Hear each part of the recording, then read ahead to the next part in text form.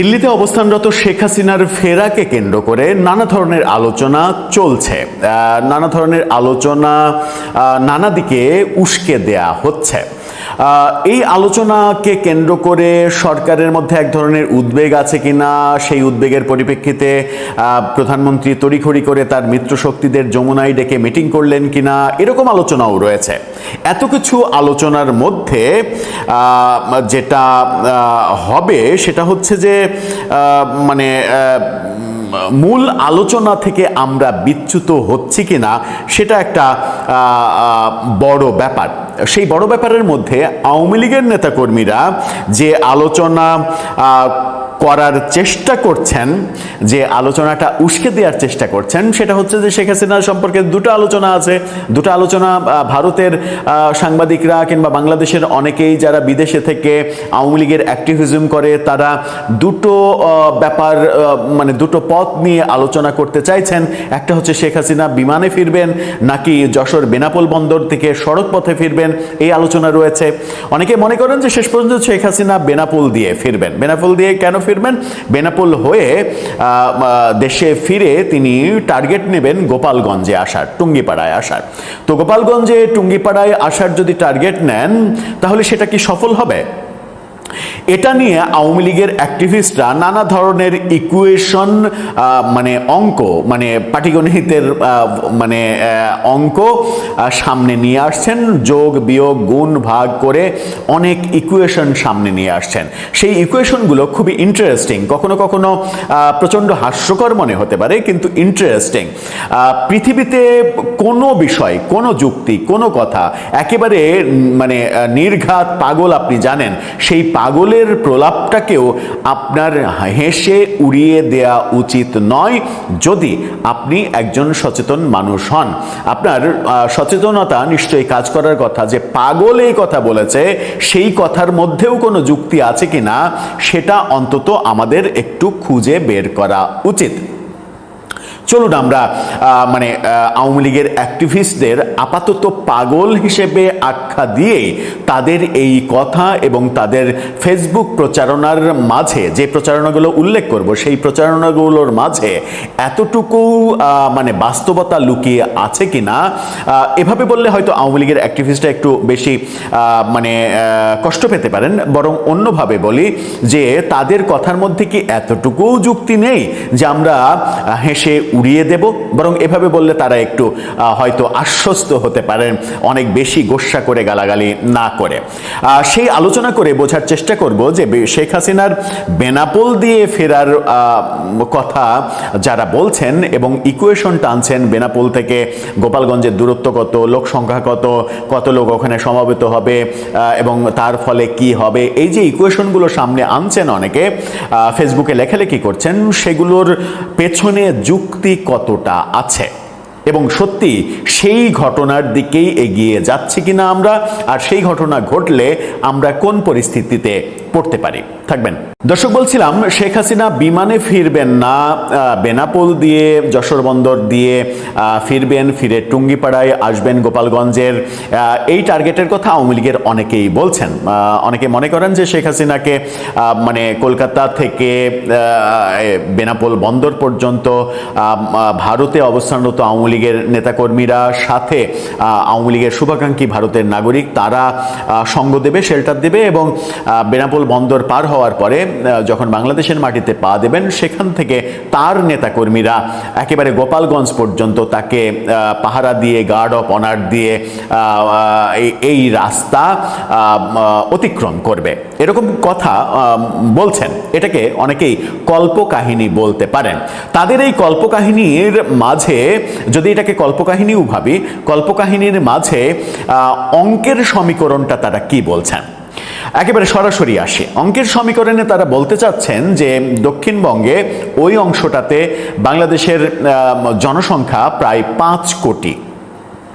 বাংলাদেশের যে হিসাব, আওয়ামী লীগের সমর্থক, আওয়ামী লীগের ভোটারদের যে হিসাব, সেটাকে তারা 40%ও ভাবতে চান না। তারা বলছেন যে 40% না, 30%ও যদি ভাবা যায় তাহলে এই 5 কোটি মানুষের মাঝে 1.5 কোটি মানুষ, 1.5 কোটি আওয়ামী লীগের ভোটার রয়েছে। সরল মানে সহজ সরল অঙ্ক, কারণ হচ্ছে যে জনসংখ্যার সবাই তো ভোটার না, সেটা বাদ দিলে আবার 1.5 কোটি হবে না। আমরা তাদের মতো করে সরল অঙ্কেই যাই। 1.5 কোটি সমর্থক রয়েছে আওয়ামী লীগের। এখন তারা দাবি করছেন যে এই 1.5 কোটি মানুষের মাঝে যদি 10% মানুষ ওই দিন শেখ হাসিনা ফেরার দিন বেনাপোল বন্দরকে টার্গেট করে, সেই 10% মানুষের সংখ্যা হবে 15 লক্ষ।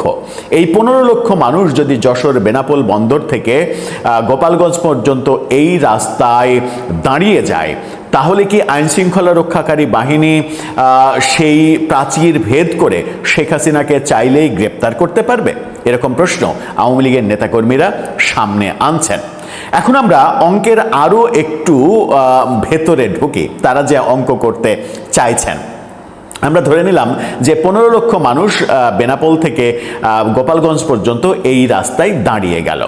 বেনাপোল থেকে গোপালগঞ্জ 127 কিলোমিটারের দূরত্ব, 127 কিলোমিটার রাস্তা। 127 কিলোমিটার রাস্তা, প্রতি কিলোমিটার আমরা যদি 1000 মিটার, এটাই তো জানি যে 1000 মিটার প্রতি কিলোমিটার, এই যে 1000 মিটার, 1000 মিটার হিসাব করলে 1,27,000 মিটার রাস্তা হয়। এই 1,27,000 মিটার রাস্তায় যদি 15 লাখ মানুষ দাঁড়িয়ে যায়, তাহলে আমরা দেখছি যে প্রতি মিটারে 12 জন মানুষ দাঁড়াতে পারছে। প্রতি মিটারে 12 জন মানুষ দাঁড়ানো মানে কিন্তু আপনি এরকম অবস্থা যে একজনের গায়ের সঙ্গে আর একজনের গা লেগে থাকবে, কিংবা 12 জন মানুষ 1 মিটারে জায়গায় পাবে না, এরকম হবে। তার মানে হচ্ছে যে গোপালগঞ্জ থেকে বেনাপোল পর্যন্ত 15 লাখ মানুষ যদি দাঁড়ায়, এবং সেটা যদি রাস্তা দুই পাশে হয়, তাহলে দুই পাশে হলে প্রতি মিটারে 6 জন করে দাঁড়াবে। 6 জন মানুষ যদি প্রতি মিটারে দাঁড়ায়, তাহলে সামান্য একটু ফাঁকা ফাঁকা করেই 6 জন মানুষ কিন্তু দাঁড়িয়ে যেতে পারবে পুরো রাস্তায়। এই যে প্রাচীরটা তৈরি করা হলো, মানব প্রাচীর, এই প্রাচীরটা আইন শৃঙ্খলা রক্ষাকারী বাহিনীর ভেদ করা একেবারেই অসম্ভব, এটা দাবি করছেন আওয়ামী লীগের নেতারা, আওয়ামী লীগের অ্যাক্টিভিস্টরা। অ্যাক্টিভিস্টদের মধ্যে তো অতি উৎসাহী অ্যাক্টিভিস্ট রয়েছে, সেই কারণে তারা এই সরল অঙ্ক করছেন যে বেনাপোল থেকে 127 কিলোমিটার, এটা যদি সবাই দাঁড়িয়ে যায়, তাহলে এই প্রাচীর ভেদ করে শেখ হাসিনাকে চাইলে গ্রেপ্তার করা সম্ভব নয়। ধরে নিলাম তর্কের খাতিরে যে সরকার যদি চায় শেখ হাসিনাকে গ্রেপ্তার করতে, তাহলে শেখ হাসিনাকে গ্রেপ্তার করতে পারবে না এই মানব প্রাচীর কিংবা মানব ঢাল অতিক্রম করে। টুঙ্গিপাড়ায় আসার পরে, টুঙ্গিপাড়ায় কোনো একটা বাড়িতে, তার নিজের বাড়িতে আশ্রয় নিলেন, সেখানে কি এই 15 লাখ মানুষ প্রতিদিন 24 ঘন্টা শেখ হাসিনাকে পাহারা দেবেন? সেটা কি সম্ভব? সম্ভব না। তো সেটা যখন সম্ভব না, যখন পাহারা দিতে দিতে ক্লান্ত হয়ে যাবেন, কিংবা টুঙ্গিপাড়ায় এই পুরো দক্ষিণবঙ্গের মানুষ সবাই তো আসবে না, টুঙ্গিপাড়ার মানুষগুলো থাকবে। টুঙ্গিপাড়ার মানুষগুলোকে যদি পরাজিত করা নাই যায়, তাহলে আমরা গত বছরের যে 16ই জুলাই এনসিপির সমাবেশকে কেন্দ্র করে টুঙ্গিপাড়ার অবস্থা দেখলাম। আর্মি থেকে শুরু করে আনসার পর্যন্ত সমস্ত বাহিনী নেমে গেল। এই যে সমস্ত বাহিনী নেমে যাওয়া, এই সমস্ত বাহিনী নেমে গিয়ে টুঙ্গিপাড়ার ওই প্রাচীর ভেদ করা, এটা তো খুব সহজ ব্যাপার হবে, এটা কোনো ব্যাপারই না। আবার যারা একটু বেশি কল্পনা করছেন যে এই যে দীর্ঘ 127 কিলোমিটারের মানব প্রাচীর, এটা মানে ভেদ করা সম্ভব হবে না, তাদের জন্য একটা তরতাজা উদাহরণ রয়েছে, যেটা আমরা দেখছি যে 13 বছর পরে বিচারের মানে আয়োজন করা হচ্ছে। ওই যে 2013 সালে শাপলা কাণ্ড, সেগুলো আমাদের মনে আছে তো। শাপলা চত্বরে লাখ লাখ মানুষ জড়ো হয়েছিলেন, বিশেষ করে হেফাজতের ব্যানারে মাদ্রাসার ছাত্র শিক্ষকরা জড়ো হয়েছিলেন। এখানে সবাই মানে 99.99%ই মাদ্রাসার ব্যাকগ্রাউন্ডের ছিল, কিংবা ধর্মীয় ব্যাকগ্রাউন্ডের। রাতের বেলা যখন আইন শৃঙ্খলা রক্ষাকারী বাহিনী, কত আইন শৃঙ্খলা রক্ষাকারী বাহিনী খুব বেশি হলে না হলে 5000 ছিল, ওখানে লাখ লাখ, অন্তত 5 লাখ মানুষ ছিল। এই 5 লাখ মানুষকে ছত্রভঙ্গ করতে এই 5000 মানুষের কয় মিনিট টাইম লেগেছে? খুব বেশি হলে 15 মিনিট কিংবা আধা ঘন্টা। তারপরে আমরা দেখেছি মতিঝিল চত্বর ফাঁকা হয়ে গেছে, যদিও সেই ঘটনায় কতজন মারা গেছে আওয়ামী লীগের আমলে সেই ব্যাপারগুলোকে অস্বীকার করা, গণমাধ্যমের খবরে সেগুলোর কোনো অস্তিত্ব না পাওয়া, এখন 13 বছর পরে এসে আমরা জানছি যে 58 জনের মানে পরিচয় শনাক্ত করা হয়েছে যারা ওই মানে অ্যাকশনে মারা গেছে, সেটা ভিন্ন কথা। 58 জনের কাছে 580 জনও হতে পারত। তার মানে আইন শৃঙ্খলা রক্ষাকারী বাহিনীর যে সাজোয়া ব্যাপার থাকে সেই ব্যাপারের কাছে লক্ষ লক্ষ মানুষ কিন্তু খুব একটা ব্যাপার না। আইন শৃঙ্খলা রক্ষাকারী বাহিনী চাইলে অনেক কিছুই করতে পারে, কিন্তু আমরা যারা এই ইকুয়েশনগুলো সাজাচ্ছেন এবং অতি কল্পনার রাজ্যে বসবাস করছেন, আমরা কি সত্যিই চাই যে এরকম একটা সাংঘর্ষিক পরিস্থিতির দিকে দেশ যাক? আমরা চাই না। কিন্তু তাহলে দুই পক্ষের উদ্দেশ্যে আমাদের কি বলার থাকতে পারে? হ্যাঁ, আওয়ামী লীগ তো অবশ্যই শেখ হাসিনা যদি বেনাপোল বন্দর দিয়ে ফিরুন আর বিমানবন্দর দিয়ে ফিরুন, সেখানে একটা বড় জটলা করার চেষ্টা তো আওয়ামী লীগ করবেই। সেই জটলাটা যেন তৈরি করতে না পারে সেটা প্রথমে সরকার পদক্ষেপ নেবে, আর তৈরি যদি হয়ে যায় তাহলে সেটাকে ছত্রভঙ্গ করতে গেলে একটা বড় ক্যাজুয়ালিটির তৈরি হবে, জন্ম হবে। সেটা যেন না হয় সেটা সরকারকে লক্ষ্য রাখতে হবে, আইন শৃঙ্খলা রক্ষাকারী বাহিনীকে রক্ষা করতে হবে, লক্ষ্য রাখতে হবে, এবং আওয়ামী লীগের নেতাকর্মীদেরকেও মানে ওই ব্যাপারটা মাথায় রাখতে হবে যে কোনো অস্থিরতা কিংবা সাংঘর্ষিক পরিবেশ কিংবা মৃত্যু কোনো সমাধান নয়। আমার মনে হয় যে এই যে পরিকল্পনাগুলো নানাভাবে আলোচনা হচ্ছে, কিংবা সরকারের মাঝেও তো একটা বক্তব্য রয়েছে, সরকারের স্বরাষ্ট্রমন্ত্রী, আইনমন্ত্রী বলছেন যে আত্মসমর্পণ করার কোনো সুযোগ দেওয়া হবে না, আসা মাত্রই তাকে গ্রেপ্তার করা হবে, আর আসা মাত্রই গ্রেপ্তার করলে আওয়ামী লীগের নেতাকর্মীরা মাঠে থাকলে সেটা একটা সাংঘর্ষিক পর্যায়ে যাবে। সেই পর্যায়ে না যাক এটাই আমরা চাই, বরং এই যুদ্ধ আয়োজনের পরিকল্পনা কিংবা লেখালেখি কিংবা কথা চালাচালি এগুলো বাদ দিয়ে রিকনসিলেশনের যে মানে যুক্তিটা সামনে আসছে কিংবা সমঝোতার ব্যাপারটা যুক্তিটা যেখানে আসছে, সমঝোতার ব্যাপার, যুদ্ধবিরতি সমঝোতা, এটা তো বহু বছর, হাজার হাজার বছর আগে থেকে প্রচলিত একটা সিস্টেম যে মানে যে কোনো একটা বড় দুর্ঘটনা রোধের কারণে কখনো কখনো দুই পক্ষকেই ছাড় দিতে হয়, সমঝোতা করতে হয়। সেরকম সমঝোতা যদি, রাজনৈতিক সমঝোতা যদি হয় যে এইটুকু আমি ছাড় দেব, সরকার বলল আমি এইটুকু ছাড় দেব, আওয়ামী লীগ বলল আমি এইটুকু ছাড় দেব, যেন কোনো ধরনের অস্থিরতার দিকে দেশ না যায়, সেরকম পথ কি আমরা খুঁজে বের করতে পারি না? সেরকম পথ খুঁজে না বের করে যদি দুই পক্ষই অনড় থাকে, সরকার যে কোনো মূল্যে অনড় যে কি হলো না হলো এগুলো দেখার টাইম নাই, এটা আমি করবই, আওয়ামী লীগ অনড় যে ওরা কি করলো দেখার টাইম নাই, আমরা কোটি মানুষ ওখানে জড়ো হব এবং ম্যাসাকার অবস্থা করব, তাহলে কিন্তু এই ঘটনা থামানো যাবে না।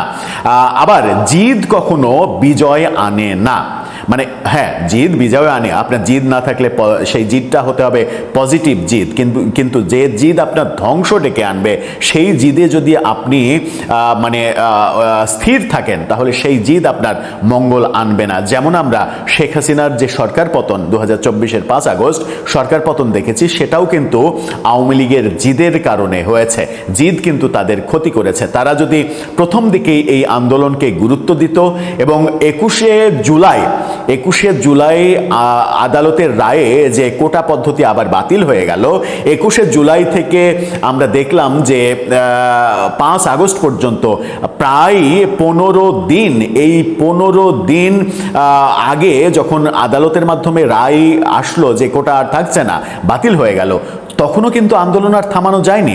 আন্দোলন থামানো যায়নি কেন?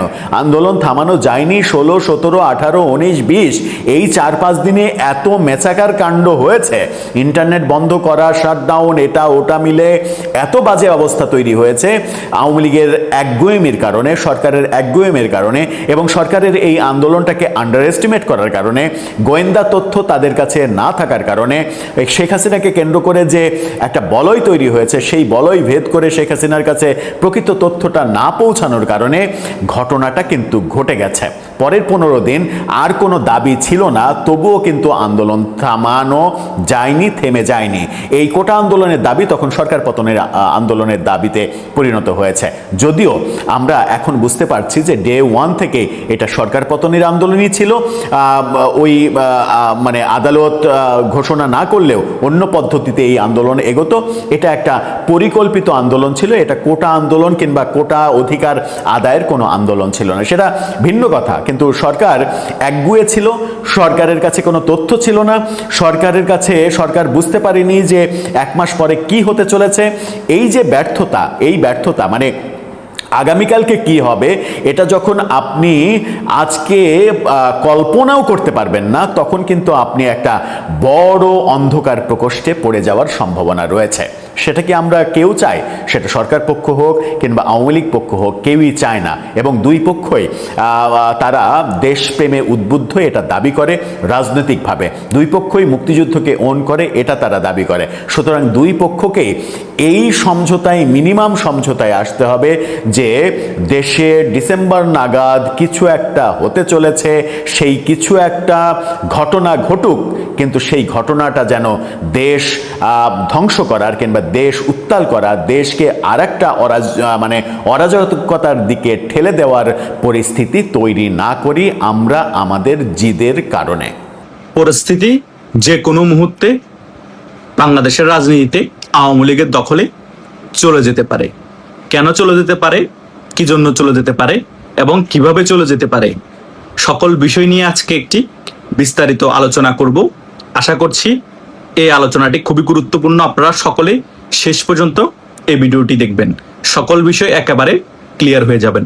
প্রথমত, আওয়ামী লীগের যত অঙ্গ সংগঠন আছে সকলেই এখন একত্রিত হচ্ছে, সংগঠিত হচ্ছে এবং আওয়ামী লীগ থেকে যে সকল নেতারা আপনার বরখাস্ত হয়েছে এবং আওয়ামী লীগ ছেড়ে নিজের রাজনৈতিক দল গঠন করেছে, তারাও কিন্তু এখন আওয়ামী লীগের পাশে এসে দাঁড়াচ্ছে। বহিষ্কৃত আওয়ামী লীগের নেতারা এখন আওয়ামী লীগের পক্ষে কথা বলছে। এইরকম আমি অসংখ্য নেতার নাম বলতে পারবো, কিন্তু আমি ভিডিওর মধ্যে ওই সকল নেতার নাম উল্লেখ করছি না এবং তারা ভিতরগত যে সকল কাজগুলো করছে আওয়ামী লীগের পক্ষে, সেই সকল কাজগুলোর কথাও আমি এই ভিডিওতে খোলাসা করছি না। কিন্তু এটা আপনারা ধরে রাখতে পারেন, সেপ্টেম্বর এবং অক্টোবর মাসের মধ্যে আওয়ামী লীগের যত অঙ্গ সংগঠন আছে এবং আওয়ামী লীগের যত বহিষ্কৃত নেতারা আছে, তারা নিজেদের রাজনৈতিক দল গঠন করেছে এবং কেউ রাজনীতি করছে না, তারাও কিন্তু আওয়ামী লীগের পক্ষ হয়ে আওয়ামী লীগকে সংগঠিত করার জন্য যা যা করা প্রয়োজন সকল কিছুই তারা করবে। এবং সেপ্টেম্বর এবং অক্টোবরের মধ্যে সারা বাংলাদেশ জুড়ে আওয়ামী লীগের জয় জয়কার হবে এবং আওয়ামী লীগের যে সকল তৃণমূলের নেতা কর্মীরা আছে এবং রিজার্ভ ফোর্স আছে এবং বাংলাদেশের সাধারণ জনগণকে নিয়েই আওয়ামী লীগ সুসংগঠিত হয়ে এই 2 মাসের মধ্যে সারা বাংলাদেশে জয় বাংলা স্লোগানে রাজপথ প্রকম্পিত করবে। শেখ হাসিনা বাংলাদেশে ফিরে আসার 1-2 মাস আগে সারা বাংলাদেশ আওয়ামী লীগের দখলে চলে আসার সম্ভাবনা অনেক বেশি। কেন বেশি? কারণ আওয়ামী লীগের সকল অঙ্গ সংগঠন এবং আওয়ামী লীগের সকল বহিষ্কৃত নেতা যারা নিজেদের রাজনৈতিক দল আছে, তারা সহ আওয়ামী লীগের রিজার্ভ ফোর্স সহ বাংলাদেশের সাধারণ জনগণ এবং আওয়ামী লীগের তৃণমূলের কর্মীরা সহ যদি সংগঠিত হয়ে রাজপথে প্রতিনিয়ত বিক্ষোভ মিছিল করে, বাংলাদেশের কোনো শক্তি নেই বাংলাদেশ আওয়ামী লীগকে দমিয়ে রাখার। আর সেটাই সেপ্টেম্বর এবং অক্টোবর মাসে হতে যাচ্ছে। বিএনপি সরকারও এই সকল বিষয় আজ করতে পেরে এই জুলাই মাস থেকে আওয়ামী লীগের নেতা কর্মীদেরকে অনেক বেশি দমন নিপীড়ন ধরপাকড় শুরু করে দিয়েছে। প্রশাসনকে অনেক বেশি হার্ড লাইনে যেতে বলা হয়েছে এবং আগস্ট মাস জুড়েই বাংলাদেশের সকল প্রশাসনকে অনেক বেশি হার্ড লাইনে যাওয়ার কথা বলেছে এবং আওয়ামী লীগের নেতা কর্মীদেরকে ধরপাকড় করার জন্য নির্দেশ দিয়ে দিয়েছে। এগুলো চলবে এবং আওয়ামী লীগের সংগঠিত হওয়া সেটাও চলবে। আওয়ামী লীগ বিরোধী দল থাকলে কিভাবে রাজনীতি করতে হয়, কিভাবে সংগঠিত হতে হয়, কিভাবে শক্তি সঞ্চয় করে আবার বাংলাদেশের রাজনীতিতে ফিরতে হয়, কিভাবে আবার ক্ষমতার মসনদে বসতে হয়, আওয়ামী লীগ ভালো করেই জানে। কারণ এই বাংলাদেশ আওয়ামী লীগ এই বাংলাদেশের জন্ম দিয়েছে। বাংলাদেশ জন্ম হওয়ার পিছনে এই বাংলাদেশ আওয়ামী লীগের সবথেকে বড় ভূমিকা আছে। সো এই বাংলাদেশ আওয়ামী লীগকে রাজনীতি শেখাতে হবে না। বাংলাদেশ আওয়ামী লীগ কিভাবে রাজনীতি করতে হয় দুঃসময়ে সেটা বারবার করে দেখিয়েছে এবং বারবার বাংলাদেশে ক্ষমতায় এসেছে। আগামীতেও বাংলাদেশ আওয়ামী লীগ বাংলাদেশের রাজনীতি পরিস্থিতি চেঞ্জ করে দিবে এবং খুব শীঘ্রই বাংলাদেশের রাজনীতি আওয়ামী লীগের দখলে চলে যাবে। হয়তোবা খারাপ সময় মনে হচ্ছে যে আওয়ামী লীগ 10-15-20 বছরও বাংলাদেশের রাজনীতিতে ফিরতে পারবে না, আওয়ামী লীগকে একেবারে আমরা ধ্বংস করে দিয়েছি। যারা এটা মনে করছে তারা এখনো বোকার স্বর্গে বসবাস করছে। তারাই অচিরে বাংলাদেশের রাজনীতি থেকে হারিয়ে যাবে, তারা নিজেরাই ধ্বংস হয়ে যাবে। বাংলাদেশ আওয়ামী লীগের নেতা কর্মীরা দাপটের সহিত বাংলাদেশের রাজনীতি করবে এবং বুক ফুলিয়ে সারা বাংলাদেশ চলবে এবং বুক ফুলিয়ে বলবে আমরা মুজিবাদর্শের সৈনিক এবং বুক ফুলিয়ে বলবে আমরা জয় বাংলার লোক। এটাই আগামীতে খুব শীঘ্রই বাংলাদেশে ঘটতে যাচ্ছে। সর্বস্তরে মুক্তিযুদ্ধের সপক্ষের শক্তি এখন এক হয়ে যাচ্ছে। সকলে এখন বুঝতে পেরেছে, সকলে যদি আমরা এক না হই, এই বাংলাদেশটাকে এই জামাত, এনসিপি টোকাইরা এবং বিএনপির এক অংশ মিলে ধ্বংস করে দিবে। তারা সম্পূর্ণরূপে মুক্তিযুদ্ধ বিরোধী, তারা সম্পূর্ণরূপে বাংলাদেশ বিরোধী, তারা সম্পূর্ণরূপে পাকিস্তানপন্থী। বিএনপির একটা পক্ষ এখনো মুক্তিযুদ্ধের পক্ষে থাকলো, একটা পক্ষকে জামাত টেকনিক্যালি ভাবে গুপ্তভাবে ঢুকিয়ে দিয়ে জামাতের পকেটে নিয়ে ফেলেছে। এখন বিএনপির একটা পক্ষ ডাইরেক্ট বাংলাদেশ বিরোধিতার বক্তব্য দিচ্ছে, মুক্তিযুদ্ধের বিরুদ্ধে বক্তব্য দিচ্ছে। জামাত যে ভাষায় কথা বলে, বিএনপির ওই একটা পক্ষ সে ভাষায় কথা বলে। সো এভাবে একটা স্বাধীন দেশে চলতে পারে না। এই সকল বিষয়গুলো যারা মুক্তিযুদ্ধের পক্ষের শক্তি এবং আওয়ামী লীগের সাবেক নেতারা আছে এবং যারা সত্যিকারের বঙ্গবন্ধুকে ভালোবাসে, সকলে এখন একত্রিত হয়ে গিয়েছে। সকলে এখন আওয়ামী লীগের পক্ষ হয়ে কাজ করতে বাধ্য হচ্ছে এবং আগামীতেও বাধ্য হবে। কারণ বাংলাদেশের মধ্যে বাংলাদেশ আওয়ামী লীগের রাজনীতি যদি আপনি ফিরিয়ে আনতে না পারেন, তাহলে এই বাংলাদেশটাকে আবার তারা পাকিস্তান করে ফেলবে। বাংলাদেশ আওয়ামী লীগকে যদি আবার ক্ষমতায় আনতে না পারেন, এই বাংলাদেশে মুক্তিযোদ্ধাদের কোনো সম্মান থাকবে না, মুক্তিযুদ্ধ বলতে কিছু থাকবে না। সকল কিছু এই বিএনপির একাংশ জামাত এবং এনসিপি টোকাইরা মিলে ধ্বংস করে দিবে। তাই বাংলাদেশকে রক্ষা করতে হলে বাংলাদেশের সাধারণ জনগণকে নিয়ে এবং যারা মুক্তিযুদ্ধের পক্ষের শক্তি তাদেরকে নিয়ে আবার এই মুক্তিযুদ্ধের বিরোধী শক্তিদের বিরুদ্ধে রাজপথে নামতে হবে এবং রাজপথে নেমে রাজপথ দখল করতে হবে এবং এই রেজিমের পরিবর্তন ঘটিয়ে মুক্তিযুদ্ধের পক্ষের শক্তি বাংলাদেশ আওয়ামী লীগের রাজনীতিকে বাংলাদেশে ফিরিয়ে আনতে হবে এবং বাংলাদেশ আওয়ামী লীগকে আবার ক্ষমতায় আনতে হবে। এছাড়া আর কোনো উপায় কি খোলা আছে? এছাড়া আর কোনো উপায় আমি দেখতে পাচ্ছি না। এটাই হচ্ছে একটাই উপায়, আর সেই উপায় বাংলাদেশ আওয়ামী লীগকে আবার বাংলাদেশের রাজনীতিতে ফিরিয়ে আনা এবং ক্ষমতার মসনদে বসানো।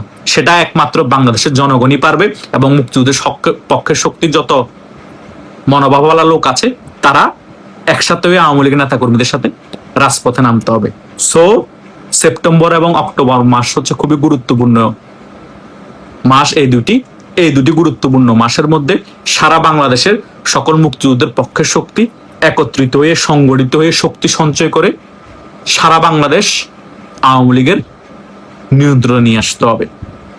তাহলেই আওয়ামী লীগ অচিরে বাংলাদেশের রাজনীতিতে দাপটের সহিত ফিরে আসবে এবং ডিসেম্বরের মধ্যে শেখ হাসিনা খুব ইজিলি বাংলাদেশে ফিরে এসে আবার বাংলাদেশ আওয়ামী লীগকে ক্ষমতায় আনতে পারবে। সকল কিছু এখন মুক্তিযুদ্ধের পক্ষের শক্তি বাংলাদেশের যে সকল জনগণ আছে তাদের উপর ডিপেন্ড করে। তারা যদি সত্যিকারের মুক্তিযুদ্ধের পক্ষের শক্তি হয়ে থাকে, তারা সকলেই বাংলাদেশ আওয়ামী লীগের পক্ষে এসে দাঁড়াবে এবং আওয়ামী লীগের যারা বহিষ্কৃত নেতারা আছে, বিভিন্ন দল করেছেন এবং আওয়ামী লীগের যারা অঙ্গ সংগঠন আছেন, তারাও কিন্তু সকলে একত্রিত হয়ে রাজপথে নামতে হবে এবং জয় বাংলা স্লোগানে রাজপথ প্রকম্পিত করতে হবে। এই সকল মুক্তিযুদ্ধ বিরোধী শক্তিদের বুকে কম্পন ধরিয়ে দিতে হবে, তারা যাতে পালাতে বাধ্য হয় ক্ষমতা ছেড়ে। এই পরিস্থিতি সারা বাংলাদেশে তৈরি করতে হবে। তাহলেই দেখবেন সারা বাংলাদেশ আওয়ামী লীগের দখলে আগে যেভাবে ছিল সেভাবে চলে আসবে এবং মুক্তিযোদ্ধাদের সম্মান থাকবে এবং আপনি গর্ব করে বলতে পারবেন আমি মুক্তিযুদ্ধের পক্ষের শক্তি, আমি মুজিবাদর্শের সৈনিক, আমি বাংলাদেশের স্বাধীনতাকে বিশ্বাস করি এবং আমি জয় বাংলা স্লোগান গর্ব করে দিতে পারি। আমাকে বাধা দেওয়া কেউ নাই। আর বাংলাদেশের জনগণের একমাত্র স্লোগান সেটাই হচ্ছে জয় বাংলা। আশা করছি আমি এই ভিডিওর আলোচনায় যে সকল বিষয়গুলো আপনাদেরকে ক্লিয়ার করার চেষ্টা করেছি এবং বোঝানোর চেষ্টা করেছি, আপনারা মোটামুটি যারা প্রথম থেকে শেষ পর্যন্ত এই ভিডিওটি দেখেছেন তারা মোটামুটি সকল বিষয় ক্লিয়ার হতে পেরেছেন এবং সকল বিষয় বুঝতেও পেরেছেন।